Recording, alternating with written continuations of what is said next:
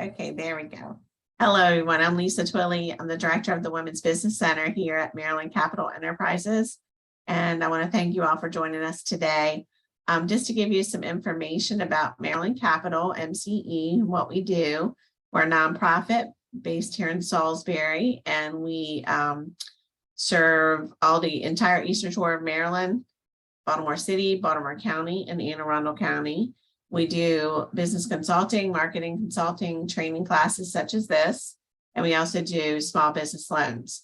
So if we can be of any service to any of you, please reach out. I'm going to put my contact information in the chat. And today we have Lindsay Peel, who is the owner of Kingdom Vision Consulting. Lindsay does a lot of classes with us, consulting with us, and we are very appreciative of her time and her expertise. So thank you, Lindsay. And I'll let you take over. Hello, good afternoon, everyone. Good morning, good evening, depending on where you are across the world. I know that we are technically representing the state of Maryland, but you know, with unlimited thoughts and beliefs, you can be anywhere running your business. It is such a fabulous day, and I'm so honored to be here before you all. Again, my name is Lindsay Peel. I have the awesome honor of serving as the founder and principal consultant of Kingdom Vision Consulting. I cannot go on without thanking Lisa and the entire MCE team just for you guys' unconditional support as we've been building our business. If it were not for you guys, we definitely would not be here. So thank you, Lisa, for believing in us as a small business as well. But thank you most importantly for the work that you guys continue to do in our communities.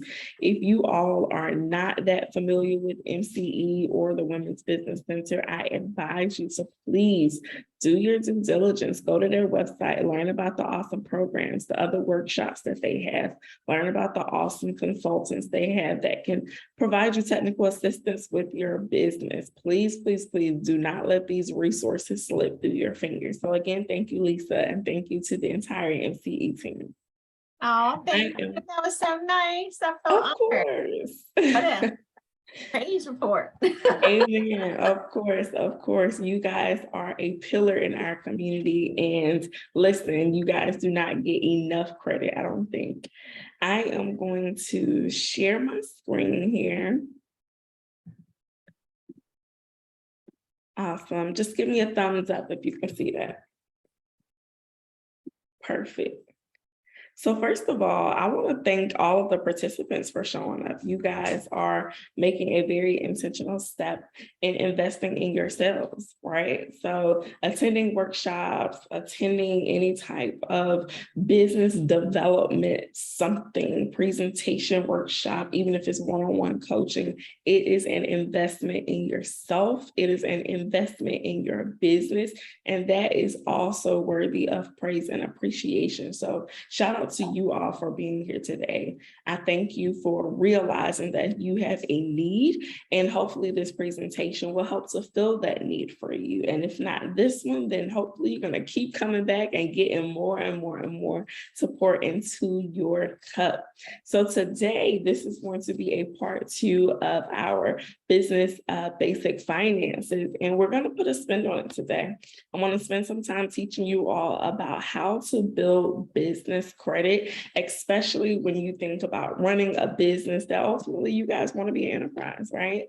At some point, you're going to get stuck. You're going to get tired of doing it out of your own pocket, right? Bootstrapping, it becomes a lot after a while, and we find a need where we need OPM, which is called other people's money, to help us build our businesses. So just by a simple raise of hand in the chat or a raise your hand reaction, if you have already started establishing business credit, whether that's with MCE or with any other organization. And don't be afraid to introduce yourselves and your business in the chat as well as you answer that question. So I see one thumbs up. Awesome. Thank you, Kathleen, for answering that.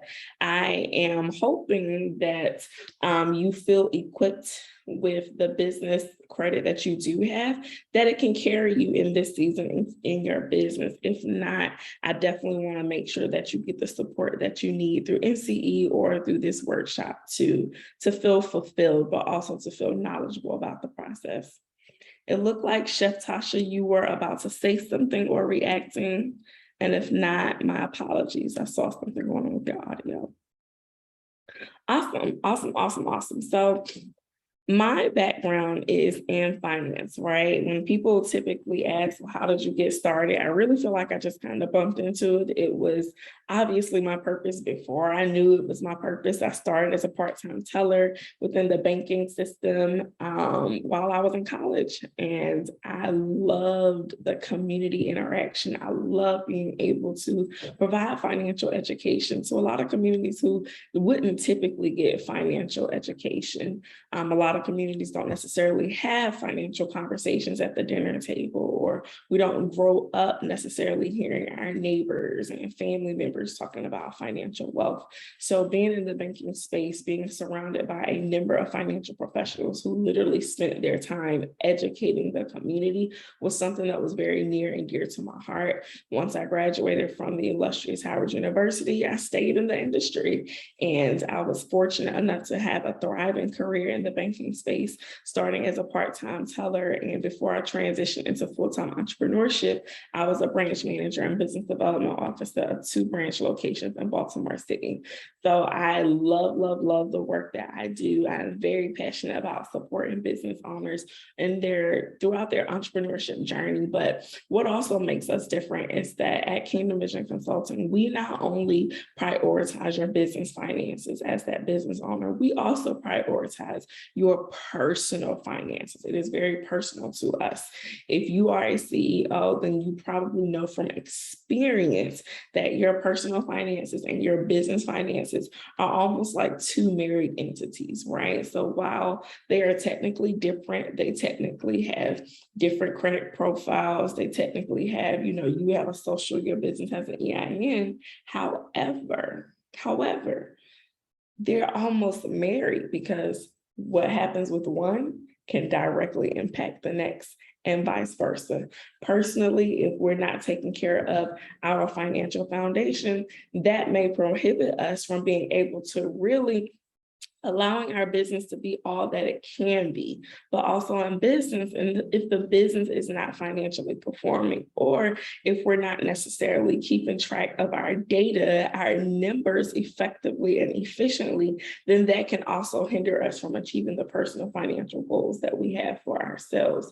So we really think it's very important for entrepreneurs to have a very intentional focus on personal finances and your business finances, okay? We do not want to separate the two. So in this session today, we're going to talk a little bit about business credit and its benefits, the steps to actually building business credit, and how potentially working with us or NCE may be able to help you accomplish those goals. And of course, at the end, we'll have some time for some questions. Please do not be shy. I promise we do not bite, we do not judge. This is a safe space here. This is a space for you to come and to not necessarily know it all, right? When you're operating in your zone of genius as that CEO in your business, you typically feel the pressure of having to know it all, or at least be able to make people think we know it all in order to get the buy-in of our clients, in order to have conversations with potential investors, potential partners, etc. But here, your job is not to know it all. Your job is to be a sponge and to ask those questions. Now, before I get started in almost any financial presentation, I have to start with a personal self-assessment for each and every one of you. So before we even dig into this information, right, why are you even in business? Is this business something that you hope to one day pass on to your children, grandchildren, nieces or nephews, whomever you have in your sphere? Is it a business that you desire to sell one day? Is it a business that's honestly kind of a hobby right now, right? It's very important for you to understand where you are, what your goals are, what your mission is for your business, because that will ultimately drive how you move in business, the decisions that you make in business, and how well you are able to prioritize key priorities in operating your business. Once you are able to really think about that and at least just have a starting point, a foundation from it, I want you to also think about you financially. What is your money mentality? Because we can teach you all day about financial literacy, but if you're not able to overcome and or learn and develop your financial mentality, that money mindset, you'll find yourself in a cycle, right, of hearing information, learning a little bit, maybe executing, or sometimes not executing at all, stopping at some point, and then finding ourselves in a rat race and then just hopping back in. You want to be able to be committed to understanding your financial mindset, because your money mindset, honestly, it dictates how you move with your money. I used to work for a company and their mantra was that your beliefs drives your behaviors and your behaviors drive your results. That is extremely important, especially in your finances. You want to think about wealth in a different way. We want to let go of the scarcity mindset. We want to let go of the playing small. We want to release the stinking thinking, right? That sometimes prohibit us from just taking that next step. We want to release that fear of not knowing. We want to release that fear of not being able to or not having enough. Right? Once we're actually able to take care of our mind, which is the most important thing because it guides everything else, we're able to then set some very intentional priorities for ourselves, set our intention for ourselves, and start moving in a very different way. So think about that. I'm gonna just give you 30 seconds. Just start thinking about, how did you develop your financial mindset? What was your money mindset growing up? What did you see growing up? Whether it was your parents, your grandparents, your community members, how did they take care of their money? Or if they didn't, noticing that, right? But then also being able to connect the dots between what we saw growing up and who we are now and how we actually move financially within our lives. And I want you guys to release that. Your past does not dictate your future. It is about what are you going to do today, moving forward, that will be able to help you to accomplish your goals, but most importantly, exceed your goals. A lot of times we goal set based on where we are right now and not always about where we're going. I want to challenge you all to think about where you're going. Think about what you want to see. And if you're not afraid of it, then it's not big enough. If it's comfortable, if it's something that you feel like you can do in your own might, it's not big enough.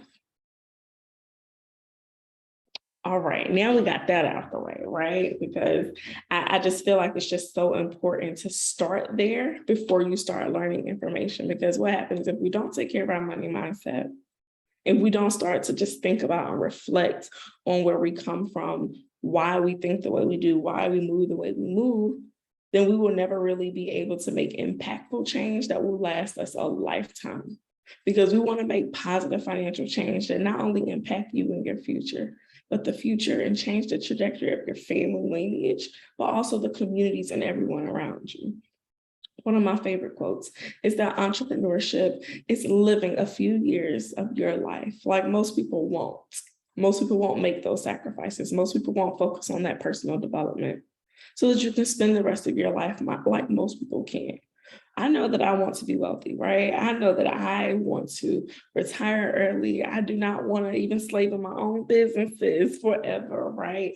I want to get to a point where I am able to sustain and take care of myself, take care of my goals without feeling like a slave to my own business. But that requires you to make some very intentional sacrifices. So before we dig into business credit specifically, we have to acknowledge and think about our personal credit positioning. Where are we right now personally with our credit? Just by a raise of hands, maybe a thumbs up. Has anybody checked their credit report lately? I always encourage clients, especially entrepreneurs, that you want to always know where you stand when it comes to your personal credit. Because as a business owner, typically based on most lending practices, if you own 25% more interest of a business entity, you are typically going to be a personal guarantor for business lending. Now, are there alternative lending methods where you're not always included? Sure, but that is not the mindset that you want to be in. You don't want to think, oh, I'll just find something that doesn't need me to be a personal guarantor. No, you want to intentionally lay the foundation for your personal credit so that your business can get the yeses, the approvals that it need in order to grow. At some point, you can't just keep running in a cycle of using revenues to just invest back in the business, because as we're growing, we need business revenues to, yes, take care of business operations, yes, to reinvest in the business, but we need business income to also pay our salaries, to take care of our lives, but also the lives of our employees. So it's so important to at least know where you are so that you also can strategically goal set. If you have not pulled your credit report lately, please go to annualcreditreport.com and pull a report from all 3 of your bureaus. And I challenge you to do that before you start Q4. Q4 begins in October. So that means you have the entire month of September to just take a moment, pull all your credit reports and strategically digest them, go through them, see what's up there. One, to make sure that everything is there is really yours, right? Because fraud is a real thing, okay? Fraudsters are extremely talented. The more tech savvy we get as a culture, the more tech savvy fraudsters get. So you want to make sure that, one, you haven't been a victim of identity theft, but also, two, you want to make sure that lenders are not making any errors, right? That is something that's important. They are humans just like us behind a computer. So you want to make sure that everything that's reported on your credit reports are correct. Two, you want to also just take an assessment of how you have been using your credit over the years. However long your credit history is, you want to take an assessment for yourself. Have you been paying your bills on time, right? Are you paying them, period, right? Are you maintaining, decent credit utilizations across your revolving lines? Are you honoring that 30% or below? Or are we always over? Or are we always or nearly maxing out those accounts? You have to take an assessment of how we're currently operating so that we can make intentional change. If we don't recognize the areas of opportunity, then we also don't know how to fix them, right? Do we have, any type of collateral, right, that we could be using to help us secure some business lending, right? Do we have a mortgage? Do we have vehicles that have equity in it, right? And if so, are we current on all of those payments? What types of credit do we have? Another component of building great credit is having a diverse mix of credit. Do you have revolving lines in addition to installment loans, right? Your revolving lines are those credit cards, those personal lines of credit, those installment loans are your mortgage loan, your auto loan, your personal loans, right? Just your standard personal loans. Do we have a mix? Are we utilizing our credit, right?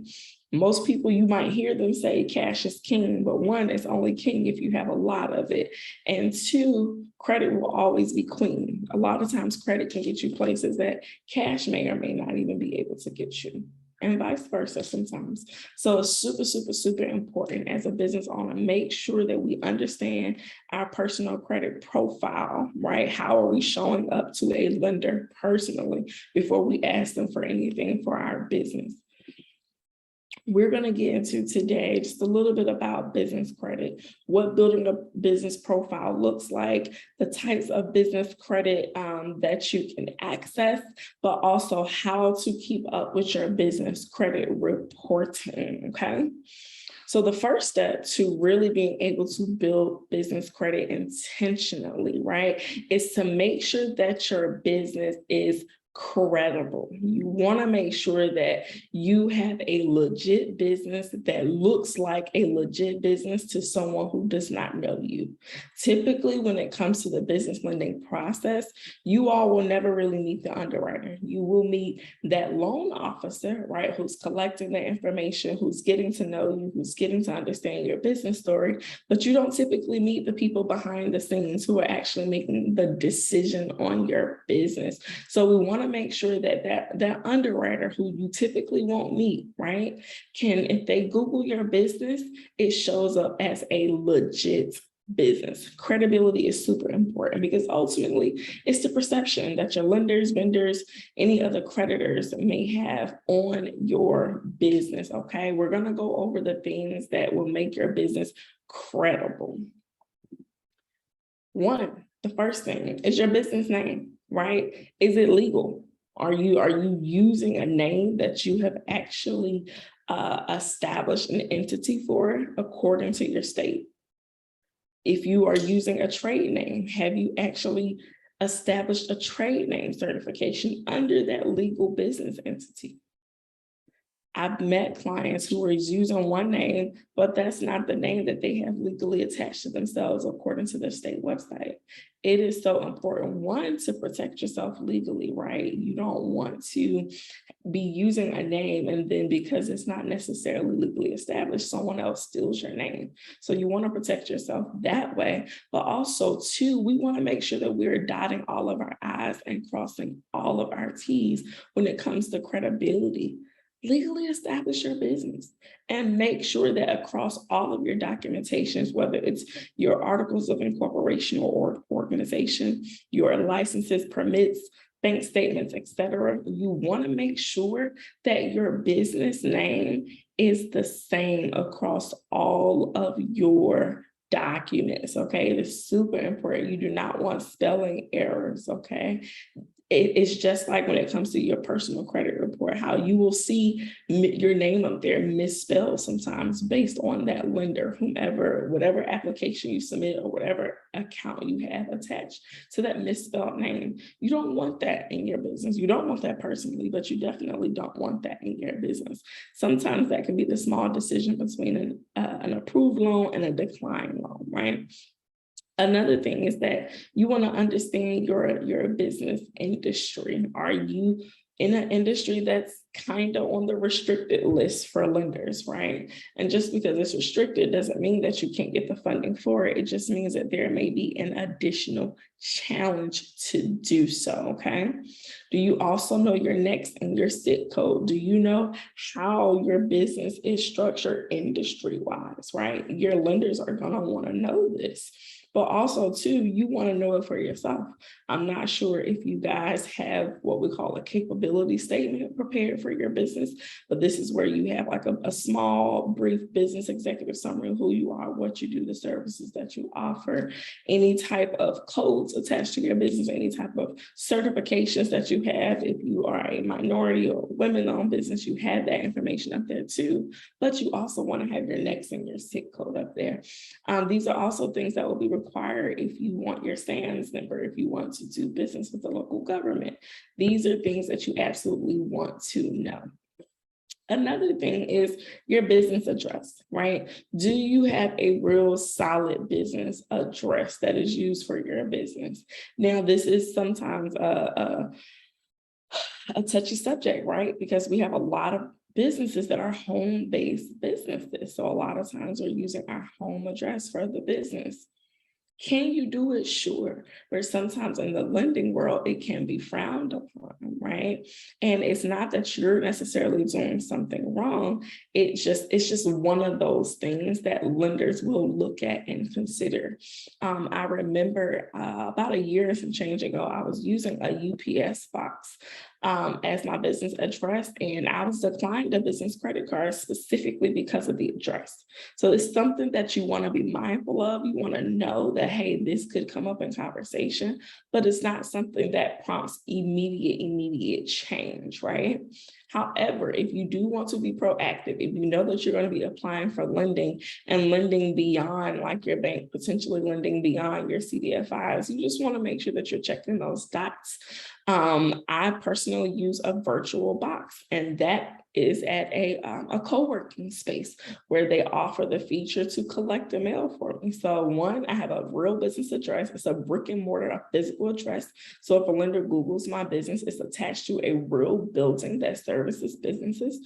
It's also a co-working space, right? So if I do need to drop in, I want to change my environment from being home, that also presents opportunities to work in community with other business owners, but also too, just something else to throw in there just as food for thought is depending on the location of the address that you're using, if it's in the opportunity zone, that's also potential opportunities for your business, potential funding that you can tap into just from having a proper address, right? A lot of times we don't think about these things, but it's important. You can Google virtual mailboxes in your area by using your zip code, your state, depending on where you are. But it's something to think about, especially as you are growing and evolving in business. At some point, we want to graduate from being a home-based business. Even if you are a service-based business or you're working small right now, we want to get to the point where we have our own offices, right?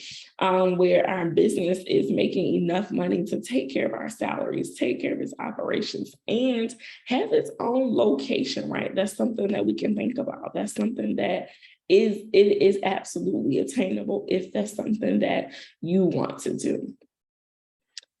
Does your business have a credible phone number, right? I hope that none of us are using our cell phones or our house phone numbers as business lines, right? You don't want to do that, period, just for your own protection. But also, too, lenders do not want to see that. They want to see you operating your business in a very intentional fashion, but also according to what they deem as a business being ran, right? So I always encourage, if you can get a 1-800 number, do so. It makes you look more official. Even if your business hasn't made a dime, just looking credible, having a solid business profile could still get extra sets of eyes on a business lending application for you. So something you want to think about. And at the bare minimum, if you don't want to have a 1-800 number, I would recommend, hey, Google Voice, where you can still use your same device, just the calls are routed to your phone using a different phone number, right? If you have a domain already that you use for your website or your emails, then you can also attach it to that. But we have to make sure that, again, we are building that business credibility, okay? Credibility. And these things are proactive measures for you guys. Even if you didn't start out this way, it's okay. Again, I don't expect you to know it all, right? I don't expect you to know what the underwriters are thinking, what they would like to see, right? That is the purpose of why the Women's Business Center hosts workshops, so that you guys can get this information and then start applying it. Another element of being credible in business is, do you have a website? If they search your business name, will a legit website pop up? Now, I know a lot of times we might have a domain that we have purchased and our website might not be up and active. I know we've seen it, right? Where you click on somebody's website domain and it says this GoDaddy site is unavailable, or something along those lines, Wix site, whatever you're using. You don't want to be that person, especially not applying for a business loan, because if the lender can't even find your website, they're going to want to know, well, how are your clients finding you? Right? So that makes them question, right, the legitimacy of your business, but it also makes them question the potential to even create revenue and income to pay back a potential business loan, business line, business credit card, whatever it is that you're applying for. Make sure you have your website, please, okay? Email addresses. That's another big one, okay? Me, I'm a fan of having purchased that domain. Yes, it costs you money, but it costs money to do business anyway. And that's something that we should understand being in business. If your business is, ABC bookstore, get yourself that domain where your email address can be Sally at ABC bookstore, right? You want to make yourself look as official as possible. Again, building business credibility. Of course, we do not want to use personal emails for your business. partychick2009 at yahoo.com, completely unacceptable, right? And that may be an instant decline from a lender. Not saying it will, but it can be, right? It will definitely have them raising red flags for sure, and maybe asking more questions or requiring more documentation. At worst, if you can't necessarily, if you're not in a position to get your domain, then at least create a separate email address, at least for your business, and name it your business at Google or, Gmail or at Yahoo, whatever domain host you use. But I highly recommend just purchasing that domain for your business, okay? And it's not that expensive to do so. I may pay about 20 something bucks a month to have my email host. That's not bad, right? The goal is to continue to increase our methods of producing revenue in our business so that we can pay for the things that we ultimately need to run our businesses. Once you feel like you have checked those boxes of being a credible business, we have a solid name that is registered with our state, right? We make sure that we have our EIN number, right? We didn't discuss that, but we're going to touch it here. Making sure that we have a website, a phone number, right? An email address associated with our business. Now we want to actually lay the funding foundations, right? These are the things that they don't see when they Google your business, right? Do we have an EIN number? These are free, okay? Your employee identification number with the IRS, okay? This is a unique identifier to your business, just as your social is to you as a person, okay? One of the biggest reasons why you need an EIN number when it comes to building business credit is because just like they can pull your personal credit reports using your social, they can do the same using your business's EIN number. So you want to have an EIN number to help you build that business credit. It is super, super, super important, guys. Do not skip the steps. Even if you're operating as a sole proprietor, I still would highly recommend you get an EIN number versus using your social security number to build business credit. Another thing is an operating agreement. A lot of times, if you are a single member LLC, a lot of people don't have them, right? Just because if you are establishing your business and the foundations on your own, then a lot of times you won't hear regular talk of it. If you have an attorney or if you were talking with a banker, then you will probably know what that is, right? This operating agreement spells out who operates in your business, what is their role in the business. Also, what do you want to happen to the business when something happens to you? It can spell out a succession plan for you. If something, let's just say you have a partner and something happens to you and you want your half of the business to go to your family, you can document that within your operating agreement. A lot of times lenders and your bankers, they want to see that operating agreement, one, so that they know that it is you who's operating that business, but also two, they want to review that to make sure that there aren't any other parties that may need to be on an application based off of the percentage of their ownership. Now, typically, most banks, if you own 25% or more of an entity, then you will be included as a personal guarantor. But when it comes to like SBA lending, they even go down to 20%. So if you are, 50% owner, but you have two 20% partners, and another 10%er, right? You, that 50% and the two 20%ers, they're going to need to be on those applications, right? They still may want to know about the 10%er, but they won't necessarily have to be included within the lending process.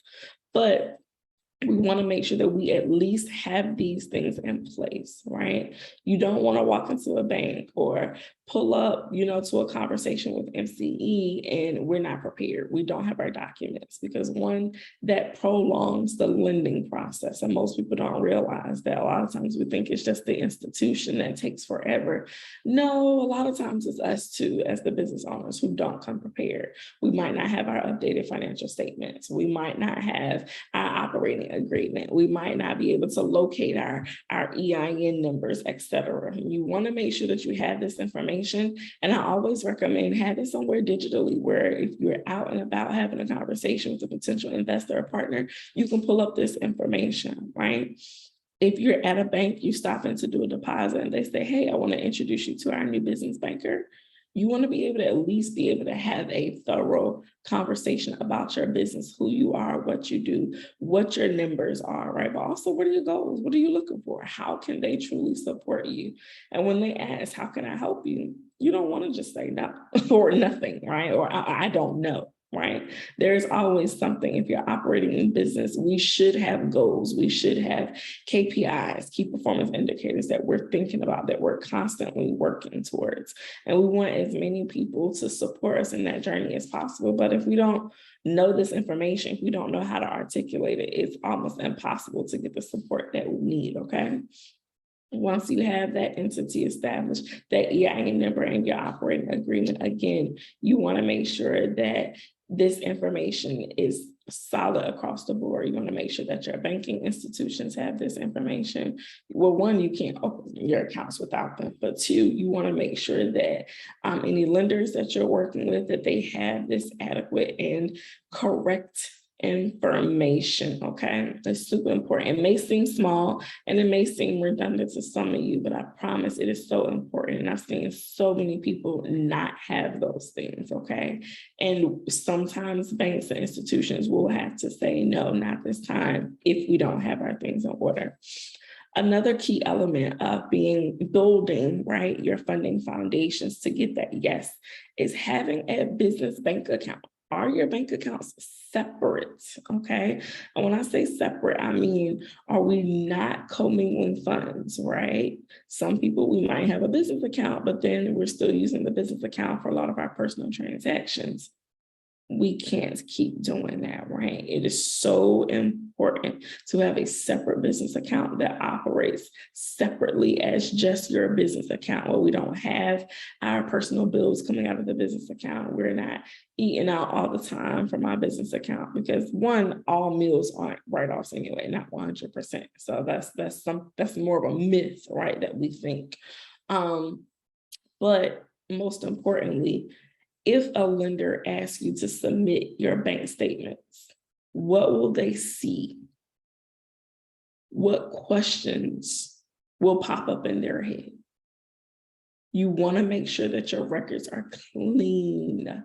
And a big part of having clean business records is having separate business bank accounts that you use strictly for the business, and making sure that we are not commingling funds, okay? But a big part about it too is making sure that we are taking care of our bank accounts, making sure that we're not consistently overdrafting, making sure that we don't consistently have NSFs, right? Non-sufficient fund fees, making sure that we're not always that client who's always asking for our money back, because one, bankers put notes on your profile. So even if you go to the bank in Maryland and you go to a bank in Texas, if there are notes on your profile, wherever that bank is or whomever you're talking to, they can see that, right? So it's like your reputation that is traveling with you. But also too, we don't want a lender to think, definitely not see us mismanaging funds within our bank accounts, because guess what? They're going to assume that you're going to also mismanage the loan or the line, right, that you are asking for. So it is so super important to not only just have a bank account, but taking care of a bank account. A lot of people don't know that when it comes to lending, especially in your traditional banking setting, is that you have what we call a rating, like a bank rating. And that bank rating comes from, fees or your overdrafts, things that you do, like habits, but also how much money are we even keeping in the account, right? It's also based off of daily balances, also average 12-month balances. It's super, super, super important for you guys to hear that, so that you now can shift your perspective on how you're managing your banking, okay? One, I always highly recommend that if you do not have a business banker, you need to get one, okay? They're free to you. Your institution does not charge you to talk to a banker to have one, right? But they can make you a lot of money by sharing a lot of great information that their institution has, by connecting you with external partners. For example, when I was in the banking world, if I had clients who couldn't get traditional approvals from the bank, I would send them to MCE, right? But if we don't have the relationship with the bank, we can't tap into their external network, which could also help us in our businesses, right? We have to learn and think about our business as a standing relationship, right? That we are always nurturing and developing with whomever we need to help us to grow that business, right? I know a lot of us may have heard that it takes a village to raise a child, but guess what? It takes a village and a community to also raise a business, to grow a business, a sustainable business. Yes, you got to get your reps in. You're going to make some mistakes. You're going to not check all the boxes, but it's important that as you are becoming more educated, that we start executing differently, okay? I had a partner who told me that a lot of times our population is information rich and execution poor, and I could never think about it the same. We attend all the workshops, we get all the information, but we don't necessarily do our homework and apply the stuff afterwards. Another element of building the foundations for your business credit is making sure that we actually have a DUNS number, right? Do we have that Dun & Bradstreet profile that lenders and vendors can report to? Okay, it is super, super, super important. But it's also important for you to know that it's not as private as your personal credit, right? So like right now, you can pull your personal credit, but nobody else can pull it without your authorization. However, any vendor, any lender can go to DNB and search your DUNS number and look at your profile. So it's really important that you're maintaining that, but at least making sure that you have one, so that as you start to accumulate accounts that report, that you have a DUNS number for them to report to. And your DUNS number, actually obtaining that is free. However, it does cost you to pull your report.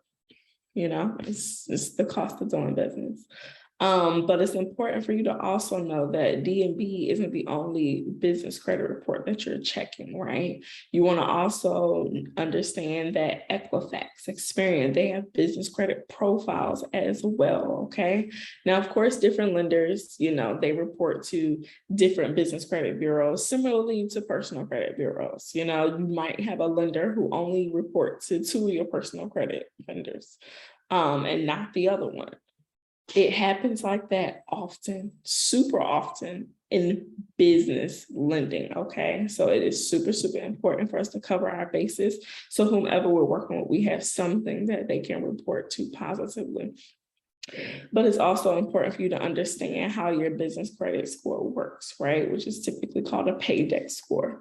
And just like personal credit is typically between 300, 350 upwards to 850, your business credit is on a 0 to a 100 system, right? And you want to make sure that good business credit is seen at 80 or above, okay? So just like our personal credit, we want to pay our bills on time, no late payments. We want to make sure that we're not going over that limit, right? We want to make sure that we are maintaining a solid business credit standing, okay? A website that I highly recommend is called NAV. So NAV will help you keep up with your personal credit, but also your business credit too. It's mostly a business credit marketplace where to also connect you to lenders, right? Whether you're looking for revolving lines or a loan, right? From alternative lenders, they have them available to you. They even have great just lists. If you're looking for business credit cards, you can just go through the list to see which one you might like, okay? If you're in business, I always highly recommend at least have a business credit card. I know sometimes credit may seem scary, but it's only because we don't necessarily know how sometimes to establish it or how to take care of it. So we shy away from what we don't typically know or feel comfortable with. However, if you're in business, just like personally, you got to use your credit, right, to build good. So just like I always highly recommend you having at least one, sometimes two personal credit cards, you want to try to make sure that you have at least one business credit card, so that one, you're not always depleting your cash for every single thing, but also two, you're building business credit. So when you need that commercial loan to purchase that brick and mortar for your business, then you already have a business credit history, a business credit profile, right? That helps to qualify you for that amount of money. You always want to position yourself for where you're going, not just where you are right now, right? And that is a big key, a huge key in building business credit. Now, right, once you have completed your business credibility check, you have also laid the foundation financially for you to start building business credit. Now we actually have to go and start establishing some accounts, right? I know that some of you are probably very familiar or have heard of vendor relationships, vendor accounts. Sometimes they're called trade lines, depending on who you're talking to. These are also called net 30 accounts, where you are able to purchase something from a site, they send you an invoice and it's due within 30 days, right? That is also a lending relationship, because they're trusting you to get your supplies now and you pay them back later, right? That's building a business lending relationship.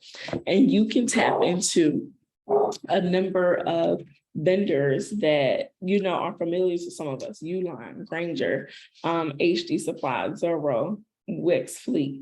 There are so many others, though. The list doesn't stop here. This is simply just to name a few, okay? I always say that magic number is 5. At least have 5 vendor accounts that are reporting to your business credit profile, so that if you are in a space where, let's just say, 2 of them report to DMV, 3 of them don't.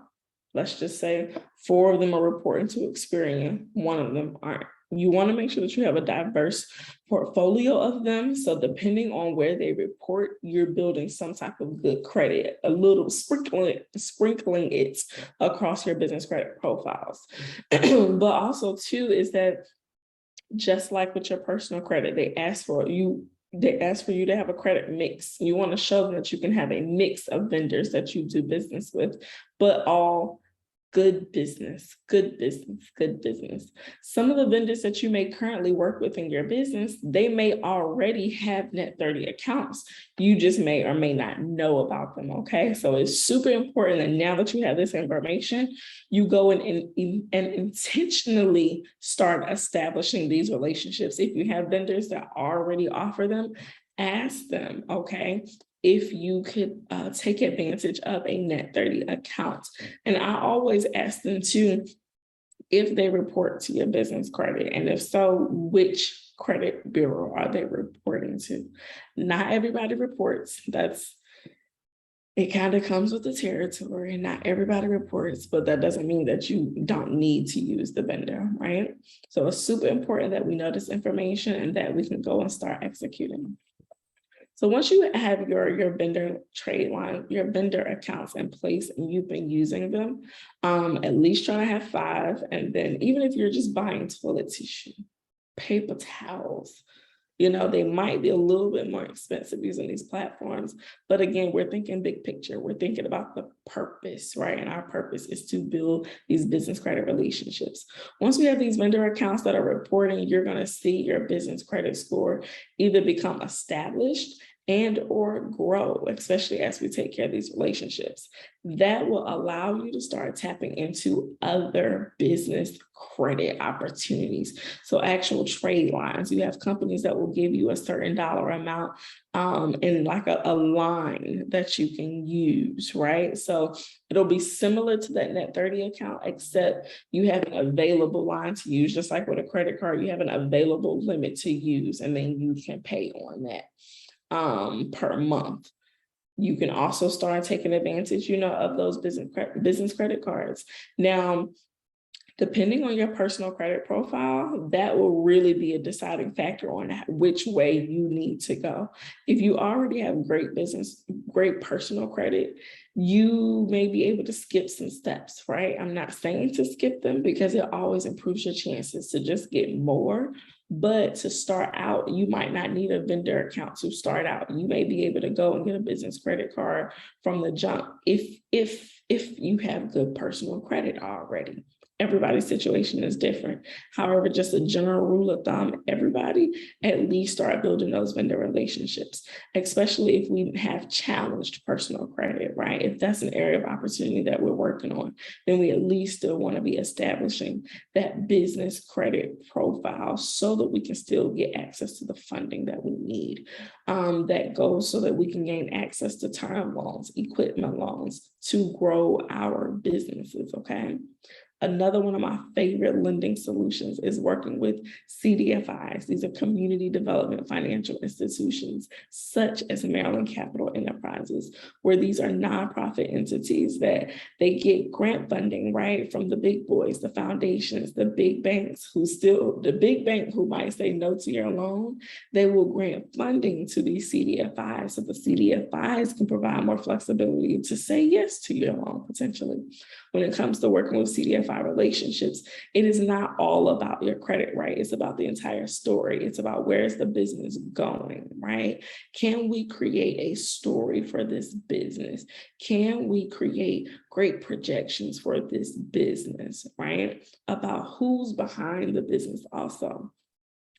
I highly recommend, even if you don't feel like you need money right now, still establish a relationship with MCE. They have amazing business consultants that can discuss your business plan with you, provide technical assistance with you, and make sure that they're positioning you in a space, right, to be lendable. Okay. Now, I don't want you to think that CDFIs are your last stop, right? Because it's not. They are a great beginning point. They are a great midpoint, depending on where you are in business. But you want to get yourself personally and business-wise in a credit position and cash position, if you can, to get approvals from anybody, from all the banks, credit unions, whomever office you walk into. You want to position yourself to be super lendable, okay? That is how you super build businesses. That is how you accelerate your growth process. If you're only using your personal funds, or if you're only using the funds that your business is bringing in, it's going to make it that much more challenging, right? For you to last in business for a while, because we also know that a great deal of businesses close within their first year. A great deal of businesses close within 5 years, right? We don't want to be in that number. We want to be able to build and establish solid business credit so that we can tap into OPM, other people's money, to grow our enterprise, okay? We have to shake our fear of not knowing enough, or shake that fear of not being able to get qualified and start learning, start having questions, start checking off the list of the things that we need to do to position ourselves to get the yeses and the approvals that we need to grow our businesses. Any questions? Any questions? Any questions?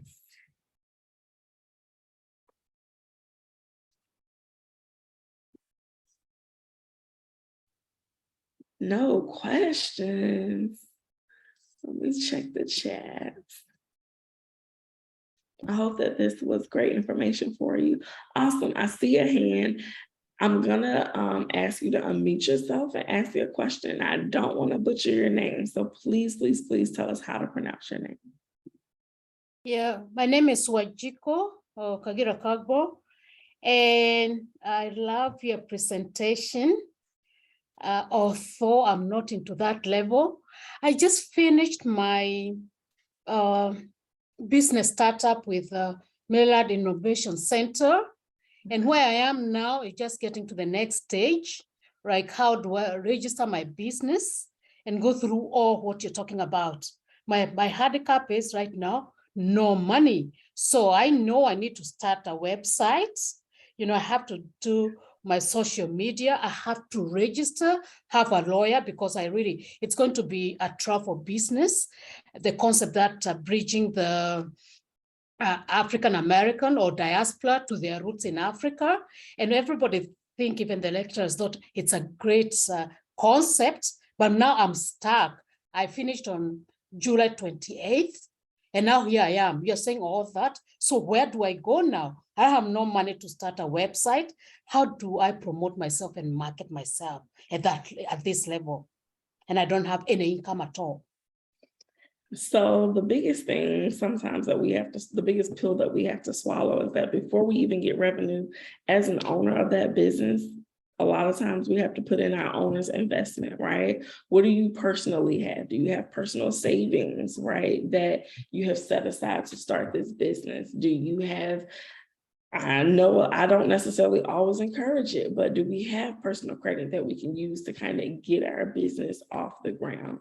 Now, I don't and will not ever recommend going into a lot of extreme personal debt for the business, but you got to put what lenders would call skin in the game, right? Because what they're not going to want is for you to immediately come and ask for lending, and we haven't even financially invested anything into the business. Yes, you're going to invest in your time and energy, but do you have personal finances that you can infuse in your business to at least get you started?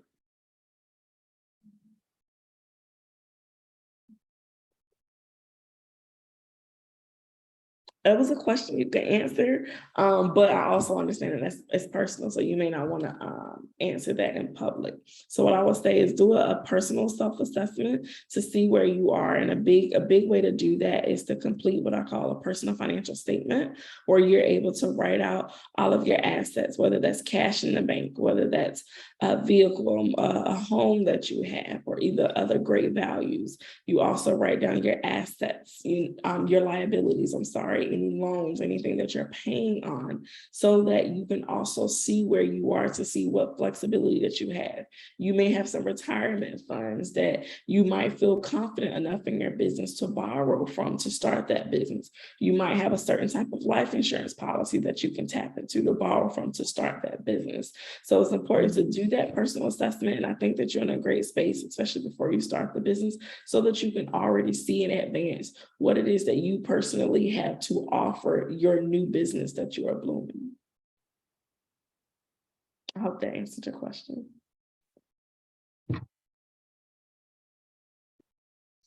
Awesome. Thank you, Lindsay. There's one in the chat also. Chef Tasha says this was very informative. How can we chat more with you? Yes, so I'm glad that you asked.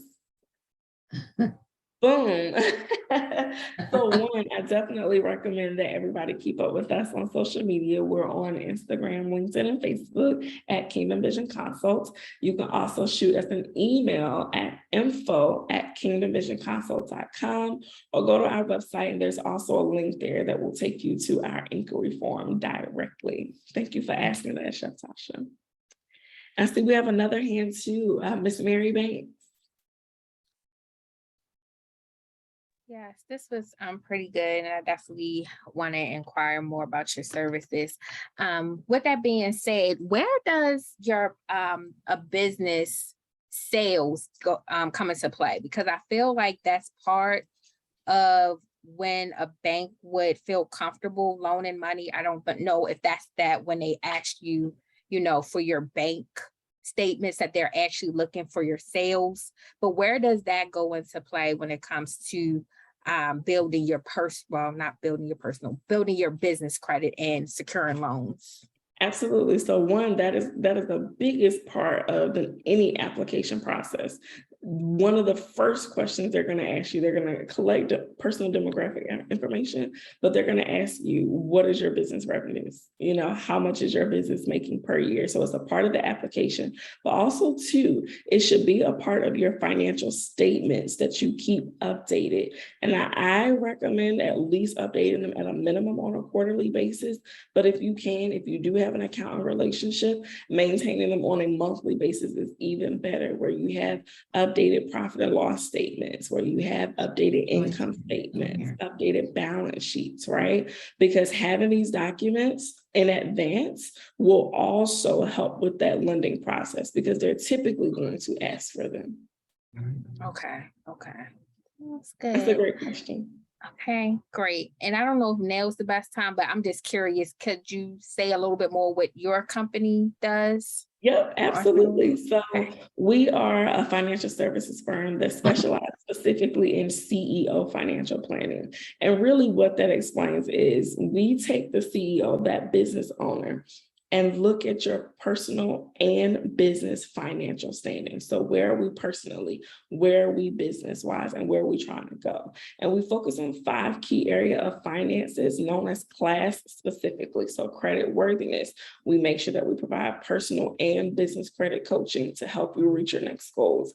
Long-term wealth, are we saving for retirement? Of course, most entrepreneurs, that's not even something that we think about, because we're trying to think about, how do I take care of myself next month? How do I make payroll in 2 weeks, right? But we have to start thinking about retirement conversations, okay? Because we have too many business owners who are working till they're 80 or working until they close their eyes for the last time because they have to. It's not because they want to, it's because they have to, because we didn't properly plan for retirement. So we have those conversations.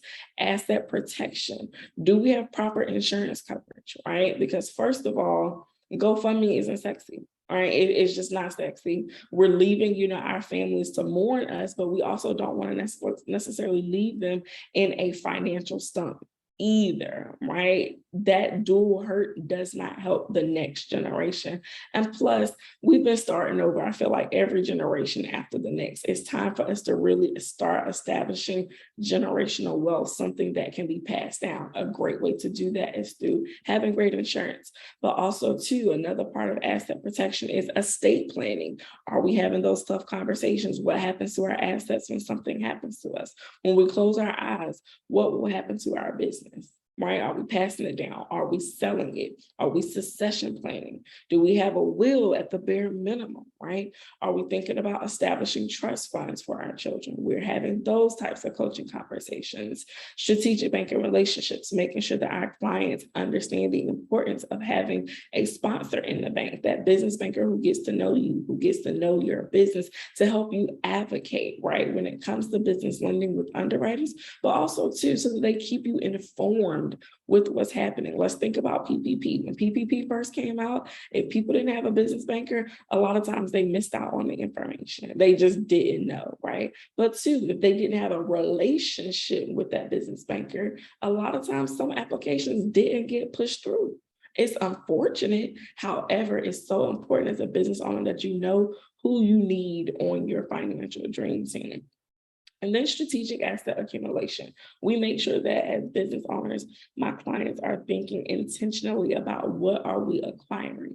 We all know how to acquire liabilities. We know how to buy things that we don't need. We know how to put ourselves in bad debt, right? But are we having conversations that can change the trajectory, right, of our net worth? Are we accumulating properties? Are we accumulating vehicles that can be put on Turo? Whatever your zone of genius or whatever is an outside strength for you, what can we do to help you get there? So that's what asset protection entails. I know this is a lot, but I think it was important to kind of go into detail about each element, but why it's just not important to you personally as you, it's also important to your business, because we want your business to be here. And I'm an avid believer in your business can be here even when you are gone. But we have to build businesses to this point where they can survive one, the ebbs and flows of you running it now, but also being able to still be here standing as a thriving business when we are no longer present. Okay, thank you. And this was an excellent presentation. So I already have some to-do things that I've heard all the time, but for whatever reason, I had resistance. But yeah, like the virtual address and then the phone number. I think those are 2 things that I can tackle. So thank you so much. Of course. And listen, no matter how small these things may feel, there are still steps in the right direction. So pat yourself on the back for being here. Pat yourself on the back for even knowing some things that you need to do. Now the challenge is getting it done. That's Yes, right. thank you. You are so It was an welcome. awesome presentation, Lindsay, as always. Thank you so much. Does anybody else have any last minute questions before we sign off for the day? Anybody else? Yes. Hi, Lindsay, Dr. Whitehead. Hi, Dr. Whitehead. How are you? I'm doing well, thank you. Of course, my business, like a lot of small businesses, didn't do well during the pandemic because we had to go virtual the way. Yes, So ma'am. now I'm kind of rebuilding. So excellent presentation. Even though I've been in business for a while, a lot of your information still applies to me. So I will be contact you by email over the weekend. Yes, ma'am. Sounds good. I look forward to catching up with you, Dr. Whitehead. Okay, thank you so much. Yes, ma'am. Anybody else? Well, like I said, if anybody needs help from MCE, please reach out. I put my information in the chat. And you have Lindsay's information here. So if for some reason you lose that, I always have her information as well. So reach out and we'll be glad to help you any way we can. Thank you for joining us today. And I know that Lindsay will be joining us for some future presentations sometime. So stay in tune to our website. And we do have a QuickBooks coming up. It's a 3-part series in September. So check that out. If anybody uses QuickBooks and they want to learn more, join us for that. Sorry, I'm in the dark. I look like a bug. My glasses are reflected on this light. I turned the light off because it was so bright. It was hurting my head. Awesome. Thank you. Thank you so much, Lisa. Thank you again to everyone who showed up, for showing up for yourselves. And we look forward to supporting you along your journey. You do not have to feel like you are doing this alone. That's right. That's right. Thank you guys. Well, you have a good day. See you, Thank you. Lindsay. Bye. Bye, everyone.